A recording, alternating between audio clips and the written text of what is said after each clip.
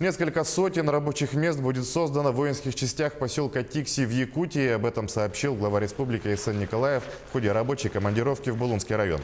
Он также отметил, что в последние годы благодаря решению президента России Владимира Путина и министра обороны Сергея Шойгу реализуется комплекс мер, направленных на усиление арктической группировки вооруженных сил, одной из базовых точек которых становится поселок Тикси. Здесь идет сегодня активное строительство, и не только непосредственно инфраструктуры, связанной с комплексом повышения обороноспособности страны, но и также по созданию социальной инфраструктуры для тех людей, которые будут проживать, для членов их семей военных. И, конечно же, это уже дает новую возможность для развития непосредственно самого Тикси. Несколько сотен рабочих мест здесь будут создано для гражданских лиц. Конечно, в первую очередь это будут уже жители поселка Тикси.